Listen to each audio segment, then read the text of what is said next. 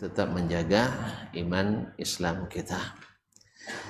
Ma'asyiral muslimin, selawat dan salam kepada baginda Nabi alaihi salatu wassalam yang senantiasa kita cintai, yang senantiasa kita rindukan dan kita ta'zim, kita muliakan.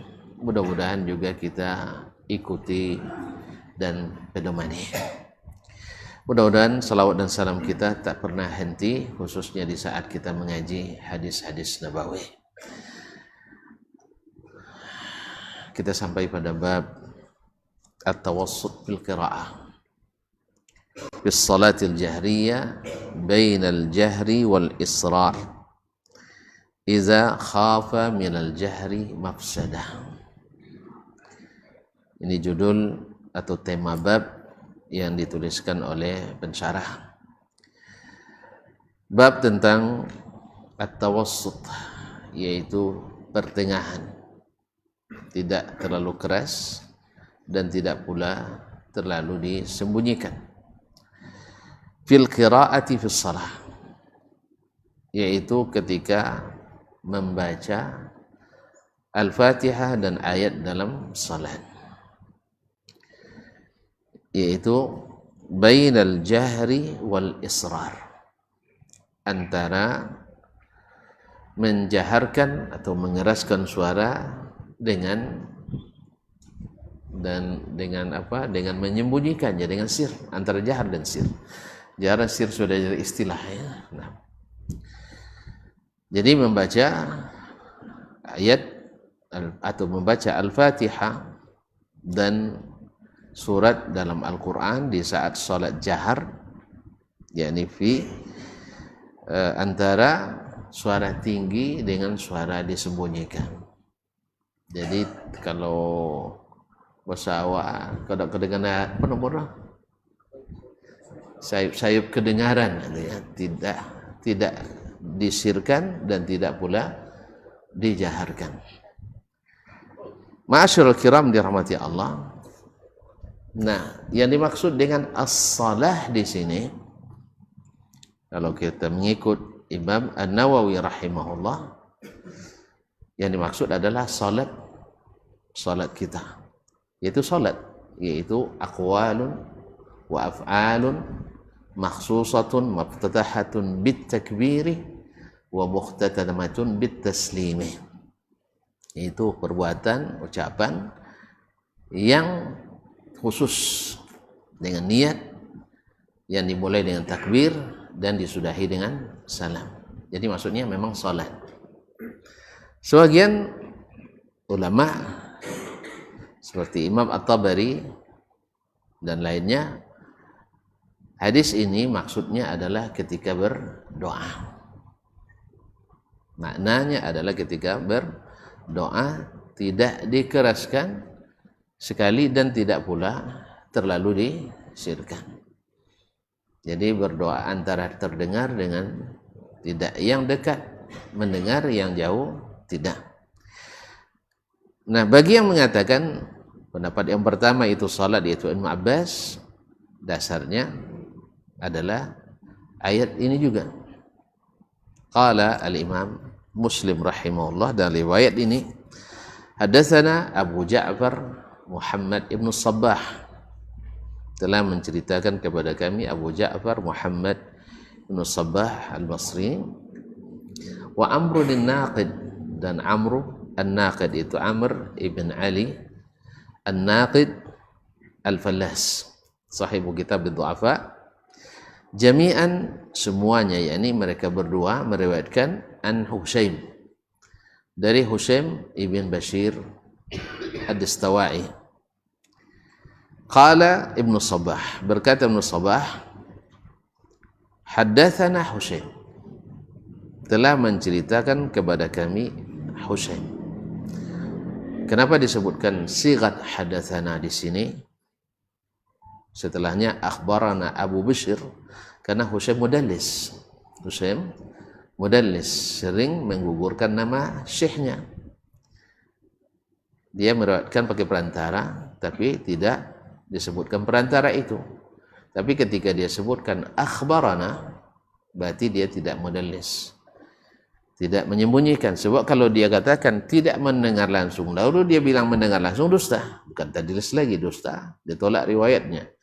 Jadi kalau dia bilang misalnya an fulan, misalnya di sini an Abi Bishr, dari Abu Bishr, nak disebutkan perantara, betul juga dari Abu Bishr. Tak disebutkan, betul juga dari Abu Bishr. Atau dia menggunakan kalimat qala au rawa, dia berkata atau dia meriwayatkan. Tapi ketika disebut hadatsana au akhbarana, telah menceritakan kepada kami, atau telah hadatsana juga sama arti bahasa kita sama juga artinya, telah mengkhabarkan dan menceritakan sama. Maka ini maknanya dia dengar langsung. Sebab kalau dia tidak dengar langsung, lalu dia bilang hadatsana, jadi pendusta. Pendusta riwayatnya dah tamat dah. Nah, tapi Husaim tidak, dia mudallis. Ya, kadang dia riwayatkan hadis tidak disebutkan perantara. Kadang-kadang itu dari sisi ada, kadang-kadang tujuannya supaya sanadnya terlihat lebih tinggi. Yang kedua mungkin juga wallahu alam agak segan juga, masa diriwayatkan dari kawan tontu ndak pergi kuliah kan itu kan. Nah, ketahuan ndak ikut kuliah, tak ikut majelis gitu. Nah, jadi maka dia pakai bahasa dari Syekh Punan.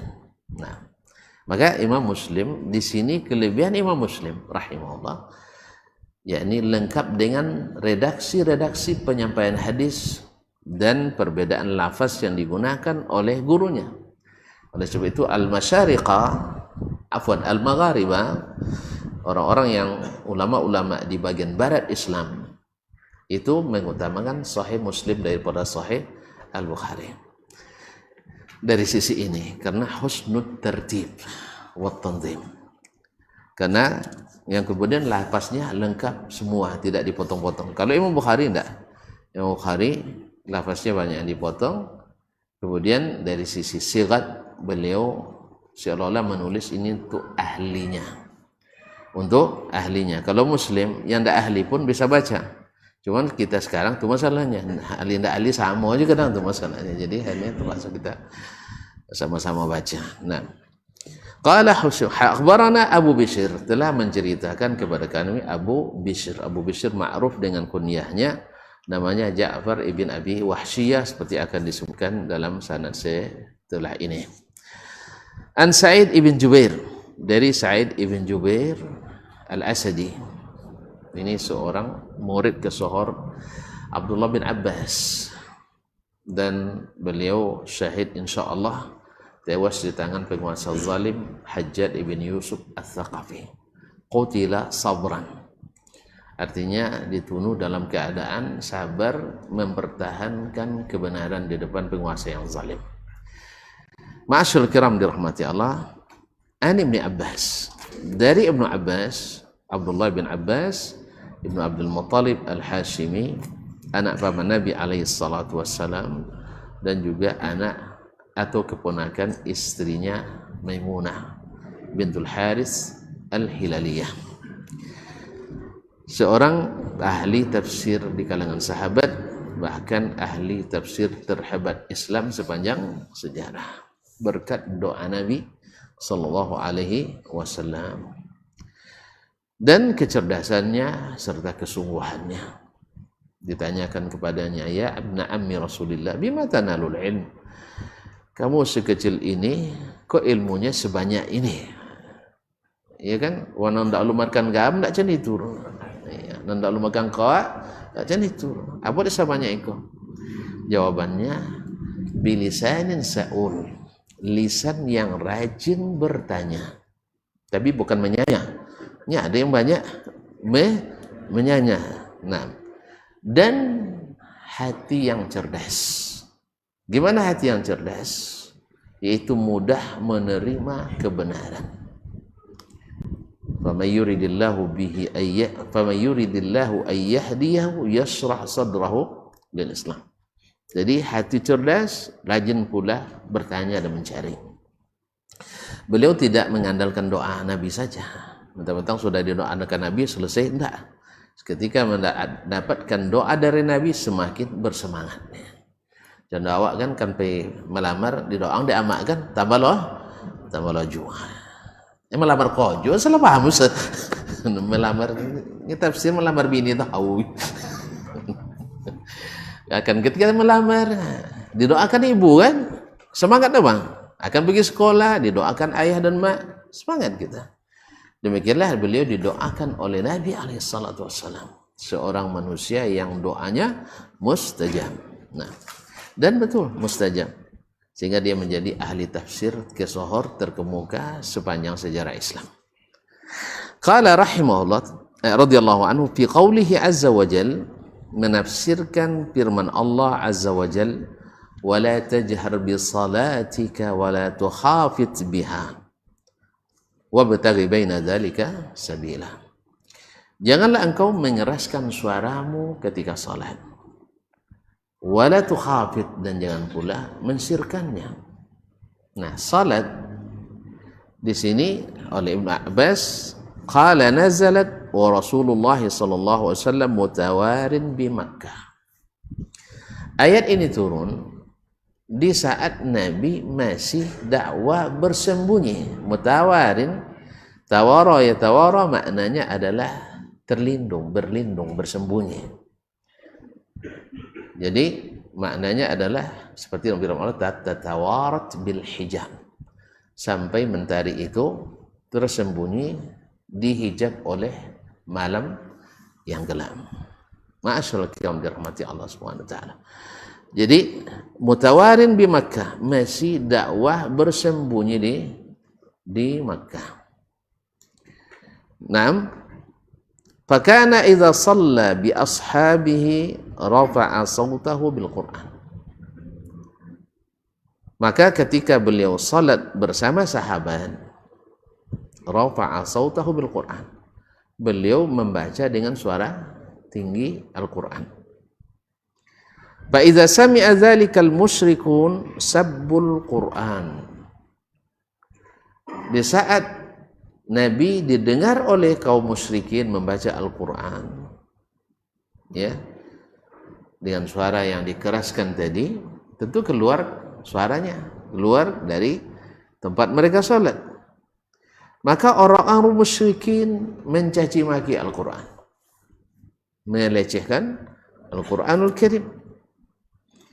Jadi kalau ada orang kafir sekarang terganggu dengan mikrofon, ya, dengan azan, dengan baca Quran, ya memang dari dulu memang terganggu, memang terganggu dari dulu. Cuman apakah antum termasuk yang merasa terganggu atau tidak? Kalau masuk terganggu, jangan-jangan, jangan-jangan.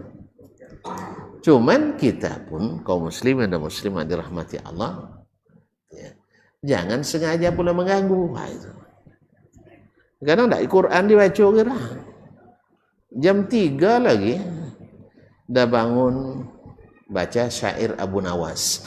Syair Abu Nawas pula ini baca. Tak boleh pula tinggal syair Abu Nawas, jadi mahfuzat wajib. Ya, habis syair Abu Nawas baca lagi wirid, misalnya wirid misalnya Alawi dan sebagainya, sehingga orang yang mau tahajud tidak bisa tahajud, yang mau tidur selalu terkejut. Nah, orang-orang musyrikun selalu dengan hati kecut. Itu kan gimana terganggu tidurnya? Walaupun sebenarnya suara karaoke malam hari orang itu tak terganggu. Kalau suara-suara seperti itu kan, makanya jangan melakukan hal-hal yang tidak disyariatkan.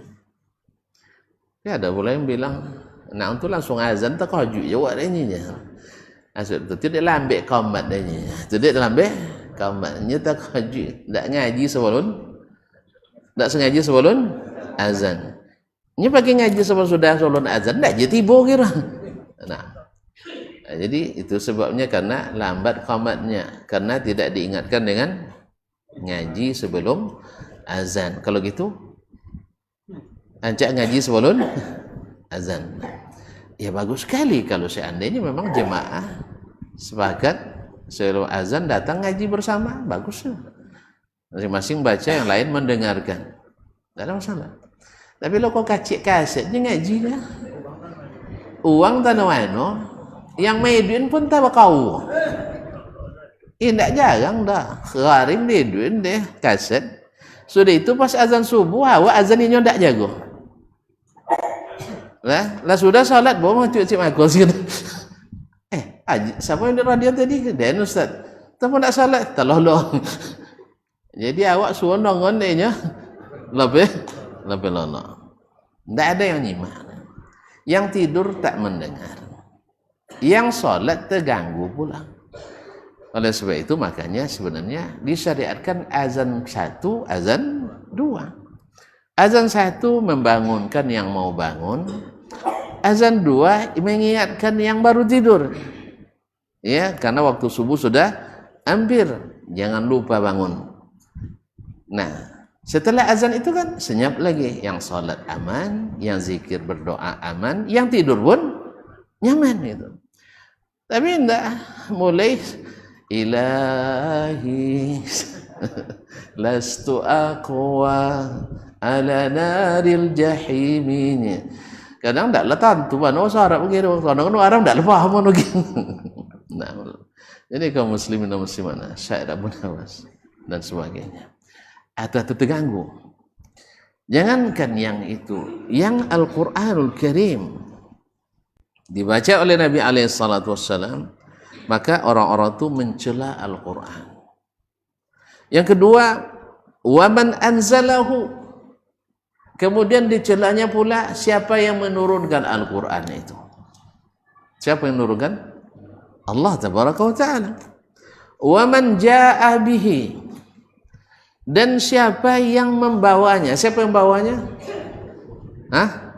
Malaikat. Dan Rasulullah sallallahu alaihi wasallam dicelanya.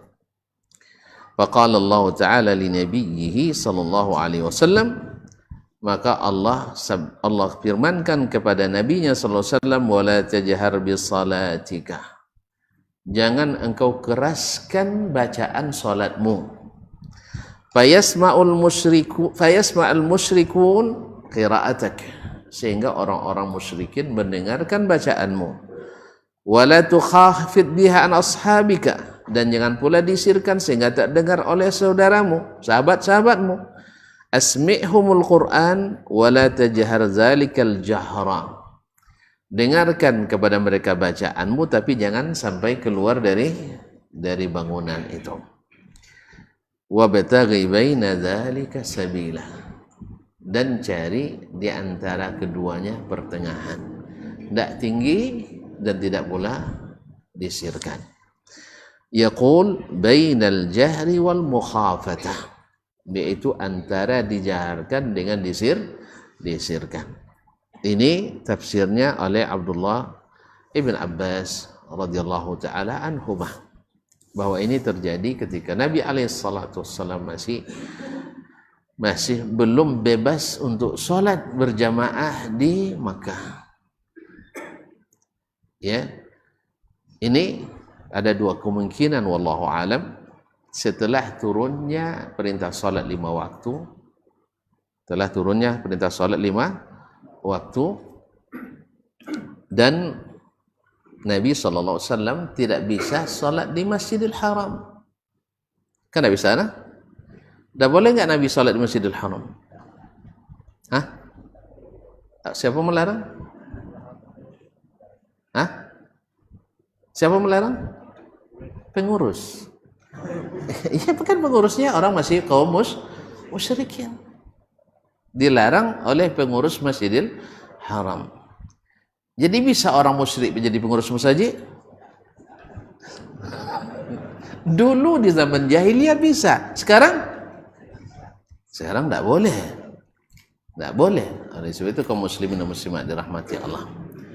Maka para pengurus Masjidil Haram waktu itu, karena yang dominan adalah kaum musyrikin, kan mereka yang mayoritas waktu itu, mereka menguasainya, yang berhak pun tak dapat hak untuk sholat di situ. Karena apa doa Nabi Ibrahim ketika mendirikan Ka'bah?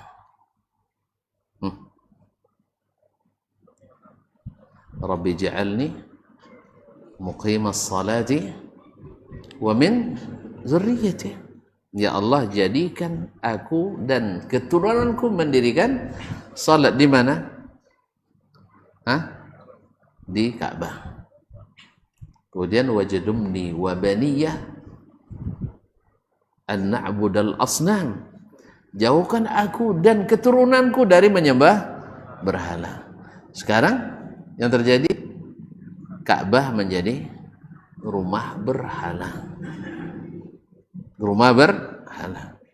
Allah suka? Allah suka? Enggak. Tapi Allah beri waktu bagi mereka, mudah-mudahan mereka kembali ketika Nabi diutus kembali sallallahu alaihi wasallam. Maka siapa yang beriman akan diwariskan kepadanya, dan siapa yang menentang maka dia akan menjadi sampah sejarah. Karena bumi ini, apalagi tanah suci, itu adalah untuk orang-orang yang mensucikan Allah Tabaraka wa Ta'ala. Maka ketika kembali maka Allah muliakan orang-orang yang beriman kepadanya dan mengikuti Rasulnya sallallahu alaihi wasallam kembali kepada yang berhak untuk mengurus Masjidil Haram dan Ka'bah. Dan orang-orang musyrikin terhapus dalam catatan sejarah Islam. Mereka justru menjadi sampah-sampah sejarah seperti Abu Lahab, Abu Jahal, Ubay bin Khalaf, menjadi ikon bagi orang-orang pendurhaka. Dan isunya waktu itu Nabi kita sallallahu alaihi wasallam sebagai pembawa ajaran sesat, sebagai pengacau keamanan umat, melahirkan orang-orang yang akan merusak tatanan masyarakat. Itu isu yang disampaikan. Kalau antum ada kena isu seperti itu hari ini, maka bersabarlah. Karena kalaulah Nabi yang sesuci itu, yang maksum dari kesalahan, tak lepas dari isu berat itu, apalagi kita ini yang memang tidak bersih, ya. Apalagi banyak pula yang ngukit-ngukit nak tekanang lalu nak basi laurnya nisan dulu. Tapi Islam tak mengajarkan kita itu. Orang jahiliyah yang selalu mengatakan itu. Nabi tak pernah tekanang leh, tidak ada. Misalnya sahabat-sahabat yang dulu menyembah berhala, Nabi tidak ngukit-ngukit itu kembali. Hanya orang-orang jahiliyah. Kalau ada orang yang ngungkit-ngungkit kesalahan masa lalu kita, ketahuilah dia belajar dari Abu Jahal dan kawan-kawan. Tidak belajar dari Abu Bakar. Sebab apa? Abu Bakar, Nabi SAW, innal islama yajubbu ma qablah. Bahkan ketika Amr bin al-As masuk Islam, ingin berbaiat, ketika mau julurkan tangan, ditariknya kembali. Ya Rasulullah, bisyart, saya masuk Islam dengan syarat. Masya Allah, dengan syarat. Nabi terkejut, apa syaratnya? Zambi, dosa saya. Karena dia kan tidak langsung masuk Islam, lama bersaing dengan Nabi alaihi wasallam, untung tidak tewas, gitu aja. Untung tidak bungkam. Ya kalau masa jahiliyah kan bungkam nih. Nah, untung dia dipilih oleh Allah kembali menjadi pendukung Islam. Dengan syarat, ya Rasulullah, zunubi, dosa-dosa saya masuk Islam dengan syarat dosa-dosa saya dihapuskan. Apa kata Nabi SAW? Ya Amr, ama ta'lam annal islama yajubbu ma qablah. Dengan kau masuk Islam, semua keburukan sudah terputus. Sebagaimana taubat dari dosa juga memutus segala dosa-dosa yang setelahnya. Nah, Nabi SAW pada masa itu, ya, walaupun bukan dakwah sirriyah lagi, tapi tetap untuk mendirikan sholat mereka tidak bisa secara terang-terangan bersama, karena selalu diganggu oleh orang-orang musyrikin. Tidak boleh buat pengajian bebas. Kalau ngaji bebas nanti dipersekusi. Kalau ada yang mempersekusi pengajian, barangkali juga belajar dari cara jahiliyah.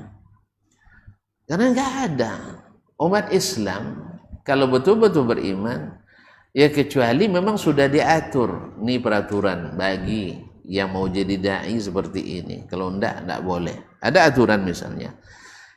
Mana tahu ada aturan. Antum enggak mau diatur kan? Kalau ada aturan, lalu dia langgar, iya.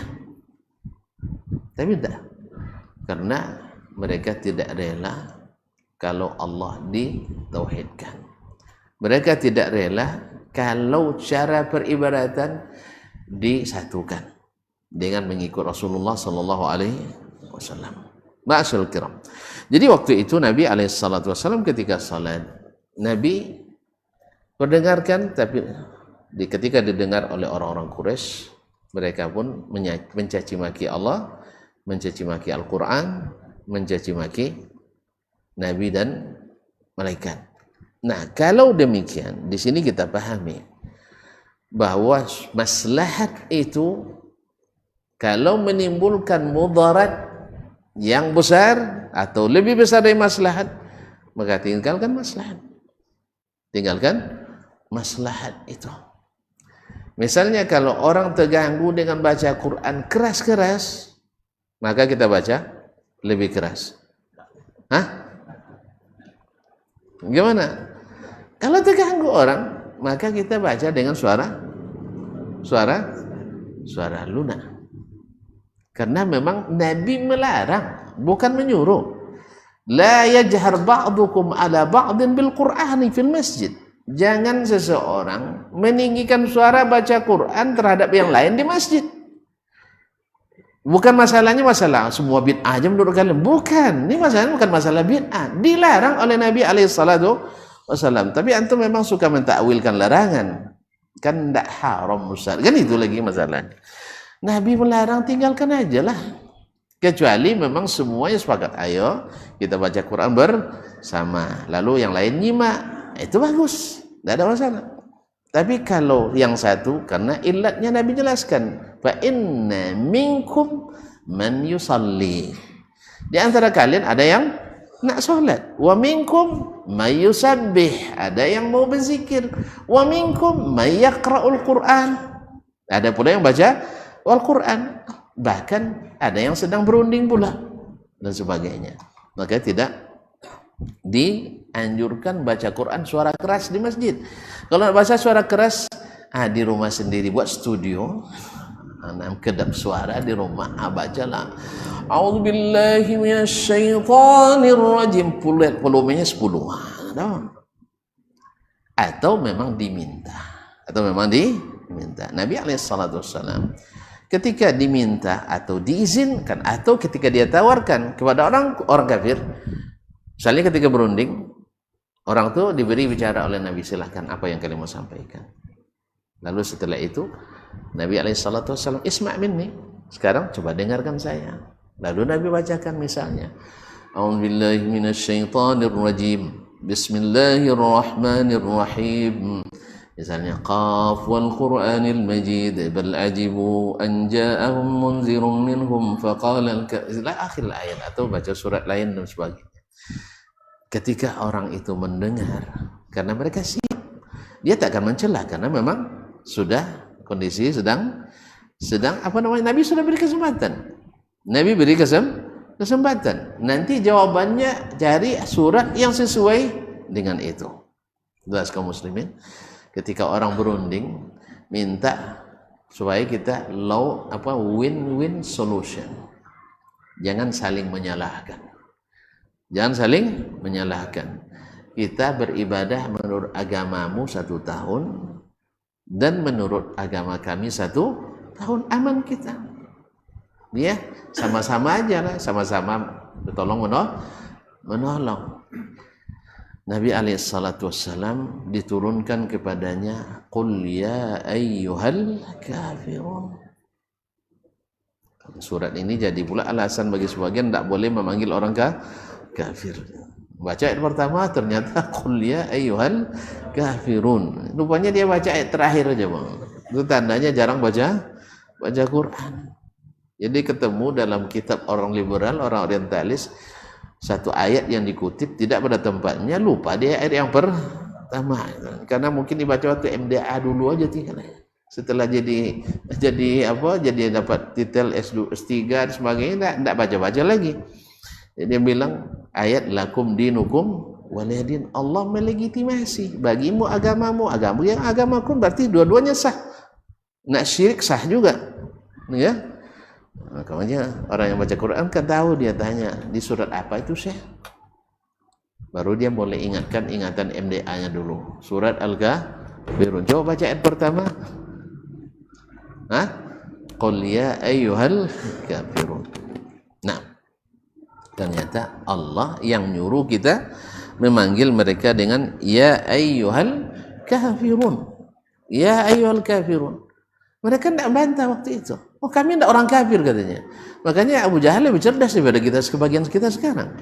Abu Jahal tak pernah membantah ketika kita bilang kafir, karena mereka mengucapkan kafarna bima ursiltum bih. Kami kafir terhadap apa yang kalian diutus menyampaikannya. Mereka yang pilih kalimat itu. Tiba-tiba kita sekarang nak bela-belain Abu Jahal. Abu Jahal sendiri tidak pernah marah dibilang kafir. Tiba-tiba orang Islam marah dibilang Abu Jahal kafir. Ada apa ya? Ada masalah barangkali. Ma'asyiral kiram yang dirahmati Allah SWT. Jadi kalau ada maslahat menimbulkan mafsadah, maka mafsadah itu dihilangkan. Ad-dhararu yuzal. Makanya ketika bacaan Nabi menyebabkan Al-Quran dicela, Allah dicela, Nabi dicela, malaikat dicela, apa untungnya menguatkan suara? Ada untungnya? Enggak ada. Nah, ketika Nabi memperdengarkan sahabat, ada untungnya? Ulang kembali. Kalau mulai ngantuk, aduh nazar lah. Nah, ketika Nabi mendengarkan Al-Quran kepada sahabat, ada untungnya? Ada. Mereka dapat rahmat. Wa idza quri'a al-Qur'anu fastami'u lahu wa ansitu la'allakum turhamun. Bila dibaca Al-Qur'an, dengarkan, diam. Habis itu agar kalian diberi rahmat oleh Allah Subhanahu wa taala. Tapi orang kafir enggak. Meriang dia dengan Al-Qur'an itu. Ya, sebagaimana sebagian ahlus sunnah hari ini mendengar sunnah meriangnya. Sebagian yang aku ahli sunnah hari ini mendengar sunnah meriang dia. Nyantum juga yang salah, masa botol ini botol sunnah. ngaji sunnah, mikrofon sunnah, itu salah. Tapi sebenarnya tidak ada masalah sih. Ya kalau hati itu bersih dengan sunnah, saya bilang ini apa namanya nih tisu sunnah, saya tidak terganggu saya. Kenapa saya katakan tisu sunnah? Karena digunakan untuk sesuatu yang disunnahkan. Sah? Menghilangkan kotoran, sunnah enggak? Sunnah, iya kan?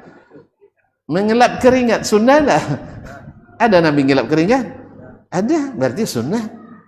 Makanya Sufyan Ats-Tsauri mengatakan law istata'ta alla tahukka ra'saka illa bisunnah faf'al. Kalau kau sanggup tak garut kepala kecuali ada dalil dalam sunnah, cari dalilnya dulu baru garut. Gak tahu ikut tiga yang akan datang di garut misalnya. Jangan gawe. Kalau bisa, makanya kalau antum memang suka cinta sunnah, asal disebut sunnah berarti suka dan senang. Tapi ada yang terganggu, barangkali ada masalah dengan cintanya. Cinta bertepuk sebelah tangan, sakitnya tuh di sana, bukan di sini. Di sini aman-aman aja, di sana sakitnya. Tapi tidak ada masalah. Kalau ada yang orang yang meriang ketika bersunnah, jangan sebut-sebut. Ini juga bab darul mafasid. Ya sih, ketika orang sedang panas dengar kata sunnah, jangan disulut api, nanti bahaya. Api yang dilempar ke kita nanti. Makanya termasuk hikmah. Ini Nabi ngajarkan kita, alaihi salatu wassalam, diajar langsung oleh Allah. Kalau bacaanmu hai Muhammad dia bikin mereka meriang, Sekarang meriang jadinya mereka. Akhirnya buat tindakan-tindakan tidak terhormat terhadap Al-Quran, maka tinggalkan tindakan itu. Maka kalau antum bilang ini misalnya tempat senam itu apa namanya? Gym apa? Pahayalah nama mah. Tempat olahraga apa nama? Fitness center sunnah misalnya. Ada yang tak setuju, jangan buat. Jangan dibuat. Kalau jadi fitnah, tak buat. Karena memang pada asalnya tidak ada fitnah. Yang ada fitness, bukan fitness center. Bikin aja fitness center, tidak ada masalah. Cuman antum terapkan di dalamnya sunnah. Waktu sholat, jangan waktu sholat. Sebelum sholat tuh, sebelum waktu sholat tutup. Tidak boleh masuk kecuali nutup aurat. Tidak boleh bawa akhwat. Bukan tak boleh akhwat senam, jangan salah paham. Kalau nak ada akhwat sunnah nak ikut fitness, harinya dipisah. Kenapa salahnya? Nak usulkan pisah lari pak. Nih kalau pisah dah ambo nak datang tu buyanyinya. Berarti datang toge dek akhwat tu, bukan dek fitness. Kalau dek fitness datang nak dipisah datang nih. Kan ada senam bersama gitu kan. Di pagi hari kadang senam sehat. Itu nak sehat, ibu-ibu dibuat di ruang tertutup. Tidak ruang tertutup, ada anginnya, cuma tidak nampak di orang jantan di ruang terbuka. Atau sebaliknya, orang jantan di ruang tertutup, orang tina di ruang terbuka. Tapi disterilkan lapangan. Nah itu. Apa jawabannya? Tidak amu nak berbuyanya. Kalau tidak amu berarti tidak tahu gedek sanam, tapi tahu gedek nengok uang apa sanam. Apa bahaya sana? Tapi kalau memang tujuannya untuk cuci mata itu lain hal. Jadi walaupun tidak nama fitness center sunnah, tetapi isinya sunnah. Masya Allah. Jelas ya? Bahkan orang non muslim pun masuk ikut aturan kita. Saya kemarin ke Kendari, di markas Mu'adz bin Jabal itu ada fitness center terbaik di Kendari. Di Sulawesi, di Kendari itu terbaik. Tidak mahal sana orang, sekitar tidak sampai 2 miliar membuatnya. Terbaik. Jadi yang berlaku aturan kita. Dan tidak jarang orang-orang non-muslim pun ikut memakainya. Dan kan tidak ada salahnya mereka masuk lingkungan kita, melihat aturan baik dari kita, untuk sholat, maaf. Tidak bukan. Kemudian dilayani dengan pelayanan yang prima. Sesuai dengan sunnah. Walaupun tidak namanya fitness center sunnah. Nyuang mabuk kalau sabuk itu Ustaz. Makanya dia itu lila kadang situ lah. Ya, mabuk apa? Oleh sebab itu jadi baju makan mutah. Kalau masih mabuk bo jadi baik makan yang panjang jadi bodoh lu bercita. Enggak masuk cita. Nantilah tenang lah duduk lah minta deh bocong lapos ya. Nya. Apa nak buat merek sih kau? Buat merek dong-dong. Apa merek? Misalnya aqua sunnah. Bisa. Ini lah minta. Tapi kalau masih alun, jangan dipaksakan. Sebab kadang-kadang menimbulkan kesulitan bagi dakwah. Ini kan sampai Allah dicaci maki, itu kan menyulitkan. Sampai Nabi dicaci maki, sampai malaikat dicaci maki. Ini berbahaya. Kita menyebabkan orang mencaci. Padahal yang dibutuhkan didengar oleh sahabat yang ikut salat bersama Nabi alaihi salatu wassalam. Wallahu ta'ala alam. Mas waktu? Baik, kita azan dulu dan selesaikan setelah azan.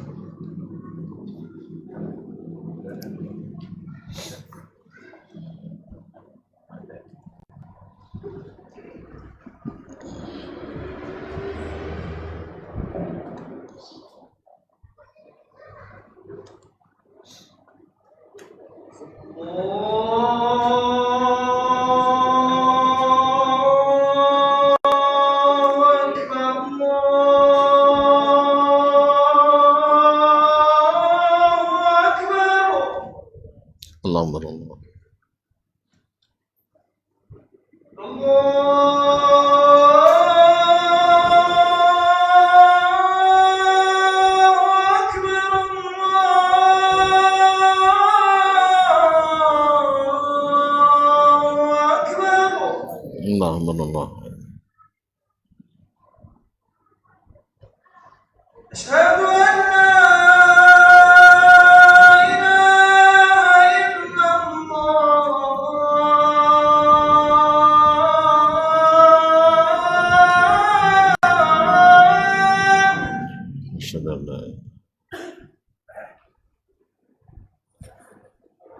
أشهد أن لا إله إلا الله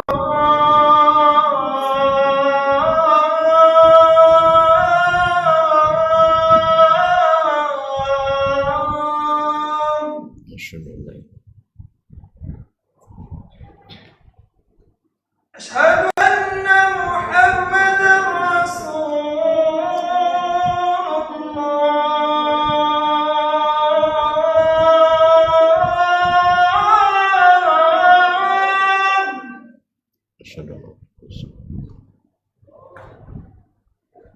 أشهد أن محمدا رسول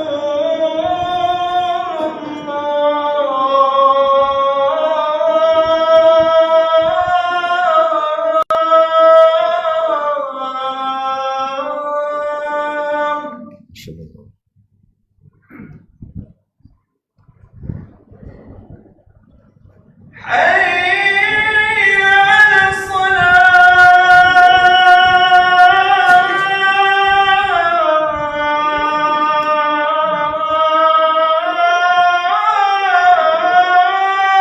لا حول ولا قوة حي على الصلاة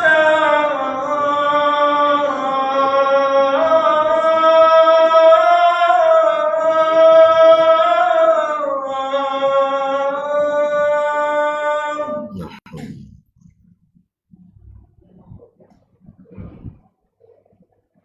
حي على الفلاح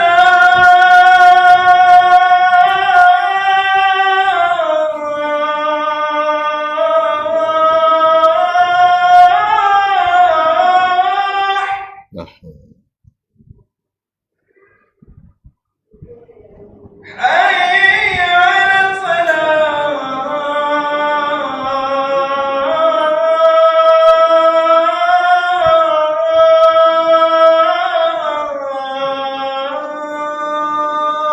لا حول الله أكبر الله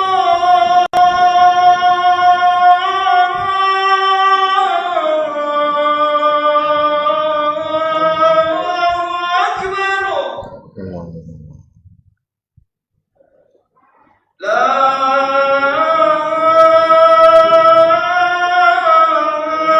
إله إلا الله ونشهد الصلاة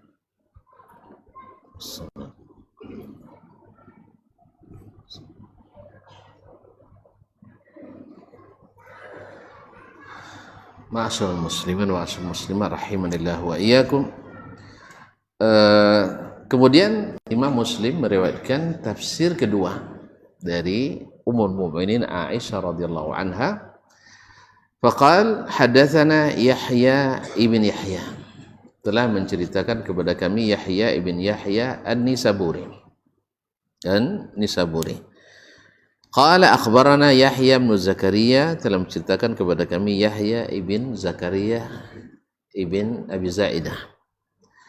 An Hisham ibn Urwah, dari Hisham ibn Urwah ibn Zubair al-Asadi. An abihi, dari bapaknya Urwah ibn Zubair. Ini Urwah bin Zubair dah sering kita sebutkan, salah satu dari 7 fuqaha Madinah di masa tabi'in yang berdoa di Hijr Ismail, masih ingat? 4 orang yang berdoa. Nah, An Aisyah, dari Aisyah Ummul Mukminin, hibbu Rasulillah sallallahu alaihi wasallam, kekasih hati Nabi alaihi salatu wassalam, istrinya di dunia dan di akhirat, fi qawlihi azza wajal, tentang tafsir firman Allah azza wajal, wala tajhar bi salatika wala tukhafit biha, janganlah engkau mengeraskan suara dengan salatmu, wala tukhafit biha, dan jangan pula mensirkan. Qalat Ummul Mukminin berkata, unzila hadza bid du'a, ini maksudnya adalah berdoa. Jadi salat itu memang dalam bahasa maknanya bermakna doa dan bermakna ibadah tertentu, itu salat. Nah, Ummul Mukminin Aisyah menafsirkan ini adalah doa. Wallahu a'lam. Ya, dua-duanya sebenarnya tafsirnya bisa diterima ketika salat. Misalnya, kalau ketika salat, kalau seandainya mengganggu orang dan menimbulkan mudarat bagi yang lain, maka tidak boleh dikeraskan sampai mengganggu orang itu. Ya. Apa misalnya yang bisa mengganggu? Orang main futsal, yang sholat mesti menghormati orang main atau main bola dan sebagainya. Ya, kalau merujuk kepada yang tadi, sampai orang mencaci maki Allah dan mencaci agama Islam, maka yang dibutuhkan kita sholat adalah orang yang dalam masjid, misalnya dalam masjid. Lalu bagaimana dengan azan, Ustaz? Orang terganggu juga. Nah, ini keterlaluan namanya. Azan itu kan pengumuman. Masa buat pengumuman tidak boleh? Ya. Masa orang mengumumkan film malam ini, tidak ada yang melarang. Iya kan? Itu pakai mikrofon sampai ke depan rumah kita. Tidak ada yang melarang. Film apa? Ramai-ramai. Sampai kemana-mana keliling kampung tuh. Kadang orang di pasar begitu sibuk, bahkan di bandara. Jadi kalau untuk tidak boleh orang buat pengumuman, jangan pergi kemana-mana. Ya, jangan pergi mana. Kalau selama hidup di tengah orang dengan kebutuhan yang beragam, yang nambah pengumuman, azan itu kan panggilan. Masa manggil dari dalam masjid, ya siapa yang mau datang? Sudah dipanggil begitu, sudah keras suaranya, tidak juga datang, apalagi alhamdulillah tidak azan dah, tidak azan nih, berarti tidak dia salat ikut dah. Gembira. Alhamdulillah umat Islam kalau menurut survei 90% tidak salat. Kabar. Ya, tolonglah kalau ada PRT coba survei kecil-kecilan. Iya, untuk tingkat RT. Iya, saya tanda dan berharap ndak iyo orang. Tapi hasilnya macam itu kata orang. Yes, lebih-lebih salat subuh ya. Ya 90% umat Islam tidak salat. Kabarnya. Maksudnya iyo gaknya ya? Iyo gaknya ya? Subhanallah, innalillahi wa inna ilaihi raji'un. Itu azan sudah disebarkan, apalagi kalau azan lah musaji. Kalau musaji itu apa azannya? Nah, sama dengan orang pengumuman ya di bandara, tidak perlu di awak dah, tapi awak kono juga. Pas di awak tidak diumumkan dia dah. Pas tu awak penerbangan awak tidak diumumkan. Sudah itu awak termasuk bayu dia. Awak tidak terlambat, contoh orang terlambat, awak jangan salah. Kan ya? Awak jangan salah, awak itu bayu. Apa dia hendak nangaunya nya. Ndak nawu pas aja nangau. Jadi kaum muslimin. Di bandara ada orang mikir, ndak lama mau umumkan gini, orang lolok gini nangnya. Ada gitu? Hah? Mana tuh ke bandaranya? Lai. Awak bukan tapi itu bukan pengumuman terakhir, panggilan terakhirnya. Penumpang pesawat dengan nomor penerbangan sekian itu sampai kan disilakan masuk ke pesawatnya. Terus itu alun tapi itulah ada pengumuman yang lain kepada para penumpang. Lengkap 3 bahasa gitu. Tuh kan ngabangi gua dah. Kalau bangi awak suruh kalau bandara ngapong kamai ininya. Jadi kalau memang kita masih di dunia yang nama pengumuman, ya dengarkan. Kalau antum tidak sanggup, pilih tempat yang tak ada pengumumannya. Iya. Iya kan masing-masing punya pengumuman. Gereja apa pengumumannya? Lonceng. Itu bisa lonceng tang dalam bunyiin? Hah? Bisa? Nggak bisa. Jadi kalau Yahudi pakai apa? Trompet. Itu tang dalam juga lanangnya ya. Buat kedap suara. Siapa kan datang? Sedangkan sudah diumumkan gitu juga nggak ada yang datang. Nah, cuman masalahnya kami sekali seminggunya nang salah kalian apa dek? Sekali seminggunya tiap hari suruh Allah Taala salat sekali seminggu. Setiap hari suruh salat dia tiap hari. Tiba-tiba ditinggal sekali seminggu. Sebagaimana sebagian besar umat Islam hari ini salat sekali sepekan. Ada juga yang sekali setahun. Bila? Ayo puasa 6. Iya. Kalau Idul Fitri udah ada 2 itu berarti ayo puasa 6 ajanya. Allah musta'an. Ini kaum muslimin dan muslimat dirahmati Allah SWT. Pengumuman memang harus dengan suara keras. Dan kalau perlu sekeras-kerasnya. Perlu sekeras-kerasnya supaya karena di situ ada fadilat, di situ ada keutamaan, ada pahala. Oleh itu kaum muslimin yang seperti ini tidak mungkin dilarang. Tapi kalau sholat bisa, karena sholat itu hanya didengarkan oleh orang yang di dalam. Makanya kalau Syekh Utsaimin fatwanya kalau qamat itu dalam masjid, suaranya tidak mesti keluar. Ya, walaupun sebenarnya secara sharih tidak ada larangan, tapi yang diamalkan zaman Nabi qamatnya tidak naik lagi ke atas menara, tidak dalam. Tapi apakah terlarang? Tidak. Sebab kalau dilarang nanti Masjidil Haram tidak bisa orang salat di situ dah, Syekh. Tak tahu muat dah. Kemarin hari tanggal malam 27 Ramadan kemarin 3 km orang salat di jalan. 3,5 km sampai ke Ma'la. Yang pernah ke Mokkah tentu Ma'lanya. Enggak, Misfala tentu, Aziziyah tentu. Enggak ya tentu bocah. Mula pewak mu. Itu tunjuk. Kaum muslimin teman. Lurus jalan itu sampai 3,5 km. Itu kalau enggak boleh di lurus mikrofon. Nah, itu alhamdulillah di Mokkah enggak ada kaum tidak boleh kaum musyrikin. Itulah untungnya Nabi melarang ada 2 agama di Jazirah Arab. Ya mana banyak ada lembaga internasional datang ke raja-raja Arab Saudi minta izin. Raja Abdul Aziz sudah banyak yang datang menekan Arab Saudi. Apa tidak boleh gereja berdiri di sini? Kalau orang yang nonton hanya lewur. Lado gereja di Arab Saudi. Allah musta'an. Leo umat Islam buat salah. Hati damam. Kaum muslimin dan muslimat dirahmati Allah. Apa kata raja? Silakan. Antum silakan keliling ke dunia Islam. Ke dunia Islam. Kalau Anda bisa mengumpulkan tanda tangan umat Islam seluruh dunia, saya akan izinkan. Sebab tanah ini milik umat Islam. Kami hanya diamanahkan untuk menjaga, untuk melayani, berkhidmat. Tolong ditontonnya. Ili tolong jadi pengurus Masjidil Haram. Hah? Kan seriusnya? Leta bayu asih. Kalau untuk kini boh, jangan mencara loleh.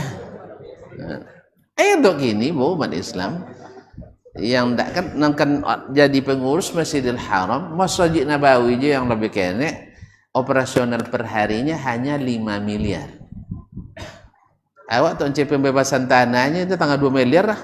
Kaki lunjuk sudah.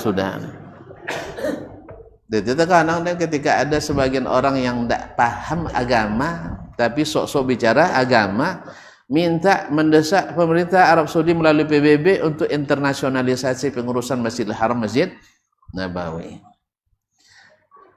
Kalau sampai dapat giliran awak, tapi yang ditontonnya ketua pengurus kan, ketua pengurus sebelum khatib naik mimbar diharap kepada para jemaah untuk mengisi kota impak yang kalau sempat ada kontak impak berjalan sebanyak itu gemuruh, tidak tanggung gemuruhnya itu. Sebab sensitif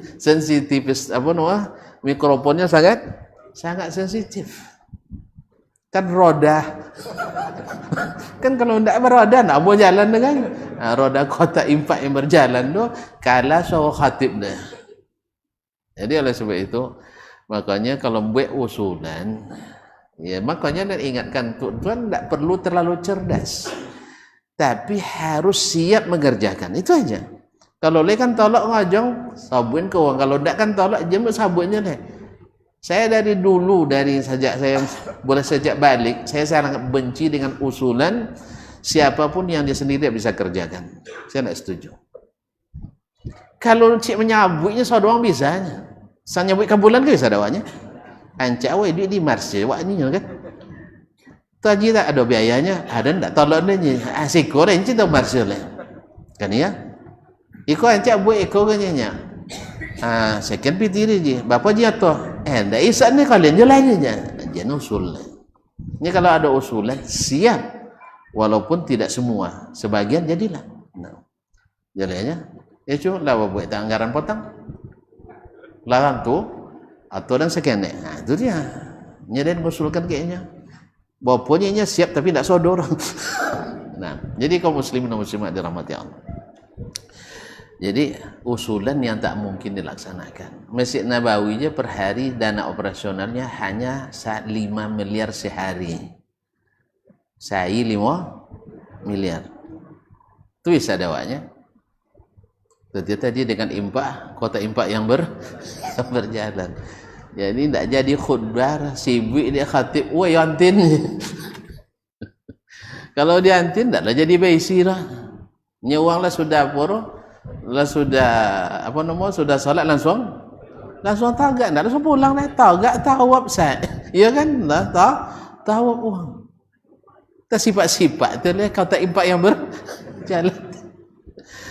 Lu sudah itu dia banyak kuburan keramat so cerita.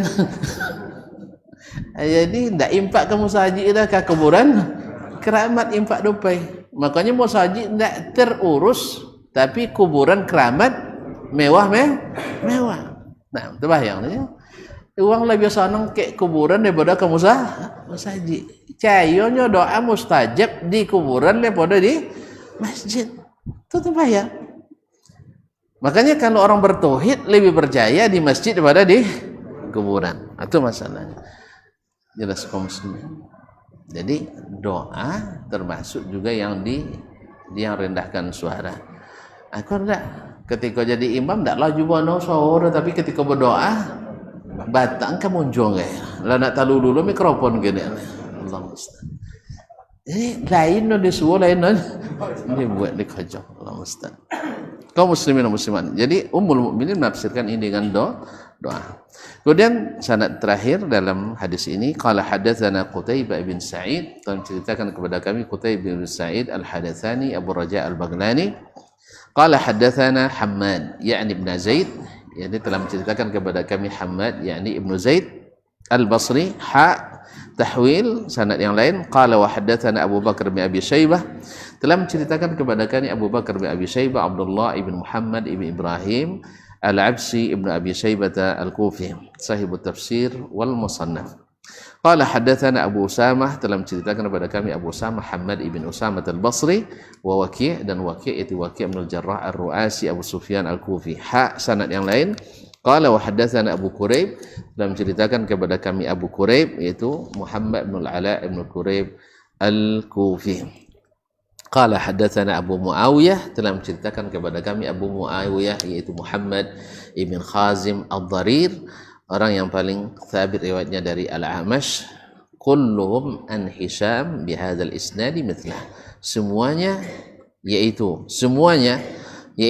Muhammad ibn Zaid, Abu Usama, Waki' dan Abu Muawiyah meriwayatkan daripada Hisham ibn Urwah ibn Zubair dari ayahnya dari Ummul Mukminin Aisyah radhiyallahu anha. Jadi ada dua pendapat.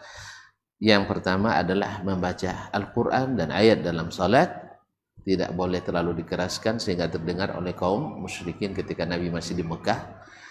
Dan yang kedua ditafsirkan oleh Ummul Mukminin Aisyah radhiyallahu anha bahwa yang dimaksud adalah doa yang juga tidak boleh terlalu dikeraskan. Dan inilah sunnah Nabi alaihissalatu wassalam. Nabi alaihissalatu wassalam ketika sedang menuju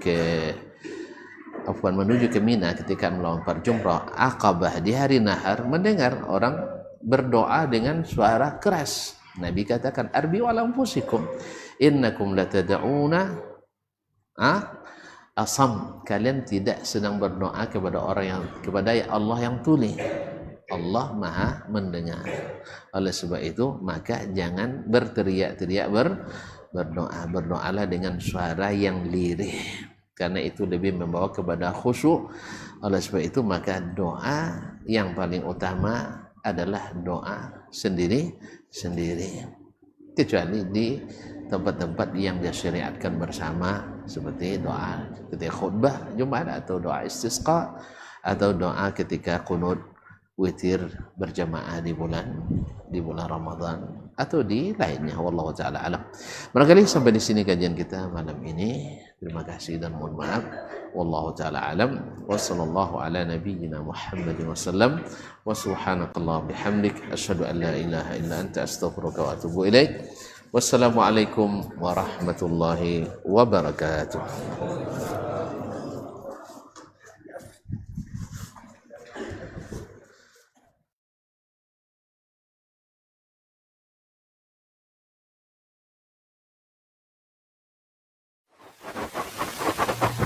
Barometer amal kita saleh tak salehnya di salat kita. Bila salat kita ikhlas dan sesuai dengan sunnah Nabi SAW, maka insya Allah amalan yang lain. Ini aktivitas ini membantu saya di akhirat atau akan menyulitkan saya di akhirat? Kalau seandainya perbuatan itu ternyata akan menyulitkan kita di akhirat kelak, tinggalkan perbuatan itu. Anta ni'mal jund. Kamu adalah sebaik-baik prajurit. Coba lihat. Kamu adalah sebaik-baik prajurit. Maka tujuannya adalah menghancurkan kehidupan rumah tangga.